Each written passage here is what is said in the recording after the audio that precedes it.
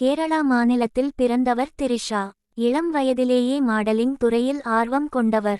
1999ஆம் ஆண்டு தமிழகத்தில் நடைபெற்ற அழகிகள் போட்டியில் பங்கேற்று மிஸ் சேலம் மற்றும் மிஸ் சென்னை ஆகிய பட்டங்களை வென்றவர். இந்திய அளவிலான போட்டியிலும் பங்கேற்றார்.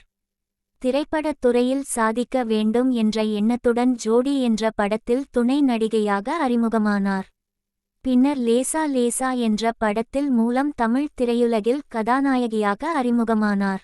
குறுகிய காலத்தில் விஜய், விக்ரம் உள்ளிட்ட முன்னணி நடிகர்களுடன் நடித்தவர். பேட்டை என்ற படத்திலும் ரஜினியுடன் நடித்திருந்தார். தென்னக மொழிகளை நன்கு அறிந்த நடிகை திரிஷா விரைவில் முன்னணி நடிகையானார். நடிகர் விஜயுடன் சமீபத்தில் ஒரு நிகழ்ச்சியில் அவர் பங்கேற்றதன் மூலம் அரசியல் களத்திலும் அவரது பெயர் அடிபடத் தொடங்கியது.